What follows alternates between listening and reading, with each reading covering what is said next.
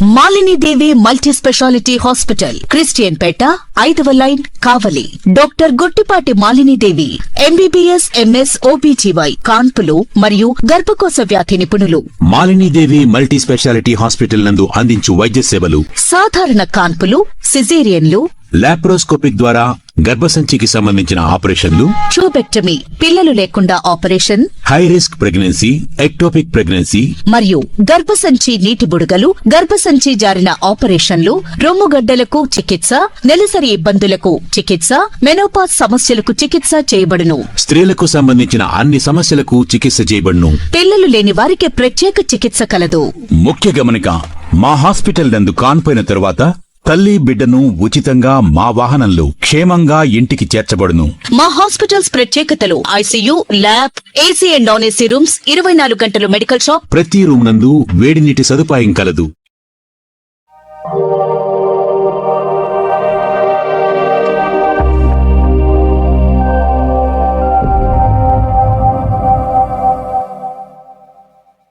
Welcome to CMD news. నా పేరు కామాక్షి.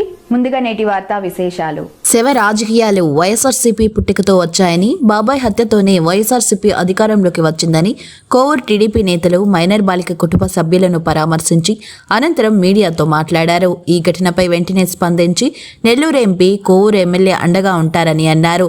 నిందితులు ఏ పార్టీ వారైనా ఖచ్చితంగా శిక్ష పడేలా చర్యలు తీసుకుంటాం. ఈ విధంగా పరామర్శకు వచ్చి కూడా ప్రెస్ మీట్లు పెట్టి చప్పట్లు కొట్టడం, ప్రభుత్వంపై బురద చల్లడం సరికాదని టీడీపీ నేతలు అన్నారు. కోవూరు గ్రామ పంచాయతీ పరిధిలో స్థానికంగా ఉండేటువంటి గుమ్మలదిబ్బ కాలనీకి సంబంధించి కొత్త కాలనీలో ఒక 4 రోజుల క్రితం ఒక పాపని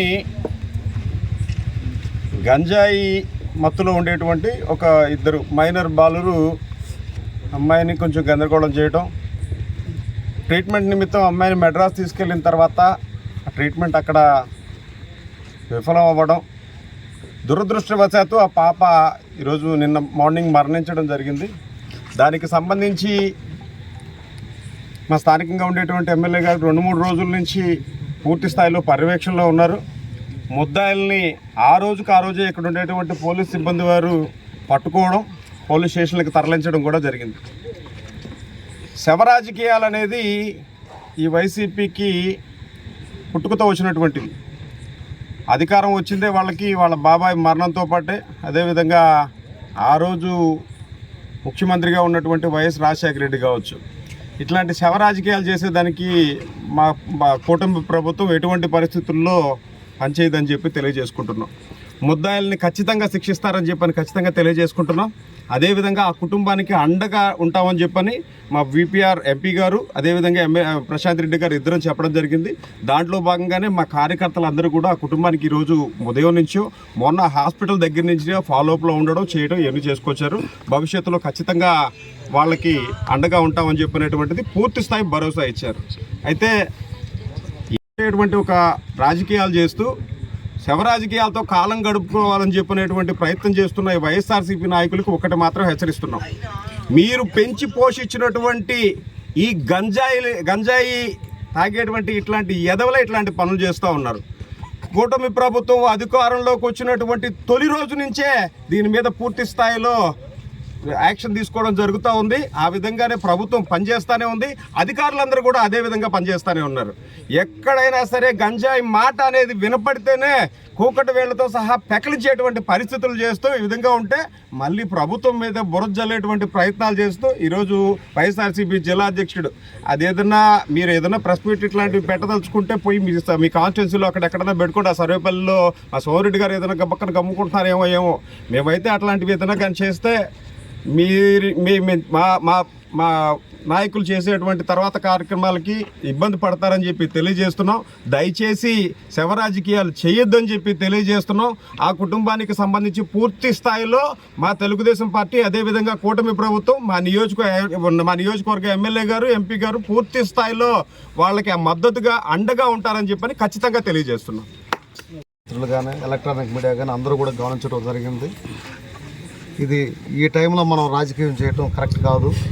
ఆ కుటుంబానికి మనం అందరం కలిసి ఇక్కడ ఉన్న వాళ్ళందరూ కూడా మనం ఎంత భరోసాగా ఉండాలో అంత భరోసాగా నిలబడాలా. అదేవిధంగా మా ఏమిరెడ్డి ప్రశాంతమ్మ గారు చెన్నైకి ఫోన్ చేసి అక్కడ వాతావరణం కానీ వాళ్ళకి సంబంధించిన బాగోగులు కానీ పలకరించడం జరిగింది. అదేవిధంగా ఈరోజు మేమందరం కూడా ఇక్కడికి రావడం జరిగింది. ఆ కుటుంబానికి ఈబీఆర్ ఫౌండేషన్ ద్వారా కానీ మా ఎమ్మెల్యే గారి ద్వారా కానీ ఆ కుటుంబాన్ని ఎంత విధంగా ఆదుకోవాలో మేమందరం కూడా ఆ కుటుంబానికి సపోర్ట్ ఉంటాము. ఇంకొకటి, ఈ గవర్నమెంట్ వచ్చిన తర్వాత మీ అందరికీ తెలవని విషయం అంటూ ఏం లేదు. గంజాయి అంటున్నారు. గంజాయిని అణిసివేసే ధోరణిలో ఈ కూటమి ప్రభుత్వం ముందున్న సంగతి మీ అందరూ మీడియా మిత్రులకు తెలుసు. అదేవిధంగా మన కోవూరు బజార్ నడి బజార్లోనే ఈ గంజాయి బ్యాచ్ని నడిపించిన ఏకైక ప్రభుత్వం కూటమి ప్రభుత్వం. అలాంటి సిచ్యువేషన్లు జరిగినా, ఏ ఆడబిడ్డకి అన్యాయం జరిగినా కూడా చట్టం దాని పని అది చేసుకుంటూ పోతుంది.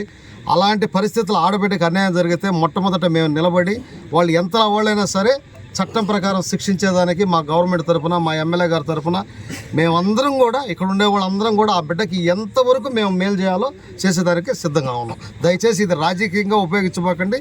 ప్రతి ఒక్కరు కూడా ఇది ఆ కుటుంబానికి మనం ఏం చేయగలగాలో ఖచ్చితంగా ప్రయత్నించండి. శవ రాజకీయాలు అనేది అది ఎవరు చేసినా కూడా ఇది కరెక్ట్ అయిన పద్ధతి కాదు. ఈ పద్ధతిని ప్రతి ఒక్కరూ మార్చుకొని ఆ బిడ్డకి మనం అందరం కలిసి ఆ కుటుంబానికి ఏ భరోసా ఇవ్వాలో ఇస్తామని చెప్పి మీ సభాముఖంగా ఆశిస్తున్నాం. ఇక్కడ ఈ గంజాయి బ్యాచ్ వల్ల మన మైనార్టీకి సంబంధించిన పాప వాళ్ళు చేసిన చేష్టల వల్ల మా పాప అంతా అసూలు బాసింది. ఇది ఆ పాపను చూస్తుంటే మాట్లాడడానికి కూడా ఏం మాట్లాడలేదు. మేము ఈ సంఘటన జరిగినప్పటి నుంచి వాళ్ళ తాతతో కానీ వాళ్ళ తండ్రితో కానీ మేము ఫాలోఅప్లో ఉన్నాం. మేము మైనార్టీలంతా ఆ మత పెద్దలు కానీ మేము కానీ అందరం వాళ్ళని పరామర్శించడం, ఇక్కడ రావడం, హాస్పిటల్కి ఆడ తిరగడం, నిన్న నైట్ నుంచి మేము ఇక్కడే ఉండి అన్ని ఏర్పాట్లు చేస్తూ మా ఎమ్మెల్యే గారు వారికి ఎటువంటి సహాయం అందించండి మా నాయకుల ద్వారా మాకు తెలియజేస్తే మేము ఇక్కడే ఉండి అన్ని కార్యక్రమాలు చేస్తున్నాం. ఇప్పుడు ఏదో ఉద్ధరించేసేటట్టు వచ్చే శవ రాజకీయాలు చేసే విధంగా వచ్చేసి ఏదో మాట్లాడి ఏదో చేసినట్టు వీళ్ళు ఏం ఉద్ధరించాడో వాళ్ళు ఉనికి కాపాడుకోవడం కోసం చేస్తున్నటువంటి విధానం తప్ప మనకేం కనిపించలేదు. కానీ గంజాయి బ్యాచ్ని మా మేడం ఈ కూటమి ప్రభుత్వం ఉక్కు పాదంతో తొక్కేస్తారు. ఇలాంటి వాటి మీద ఎవరికి కూడా కొద్దిగా కూడా అవకాశం ఇచ్చే అవకాశం లేదు. ఎవరిని వదిలిపెట్టరు. ఈ నియోజకవర్గంలో మా మేడం గారు వివాద రహిత శాంతియుత అనేటటువంటి ఒక ఎజెండాతో ముందుకెళ్తున్నారు. వాళ్ళు చెప్పినట్టు వీళ్ళు చెప్పినట్టు చేసే వ్యక్తి కాదు. ఆమె అనుకునింది ఉక్కుపాదంతో అణిచివేస్తుంది. సొంత పార్టీ వాళ్ళని కూడా చూడదామి. తప్పు చేస్తే ఎవడైనా వదిలిపెట్టే ప్రసక్తే లేదు. ఈరోజు ఆ కుటుంబానికి మేడము అన్ని విధాలుగా సహాయ సహకారాలుగా మేము అందరం ఉంటాము. మేడం అన్ని సహాయ సహకారాలు అందిస్తారని తెలియజేస్తూ వాళ్ళ కుటుంబానికి దేవుడు మనం శక్తిని ప్రసాదించాలని కోరుకుంటూ వాళ్ళ భవిష్యత్తుకి 2 ఆడపిల్లకాయలు ఉన్నారు.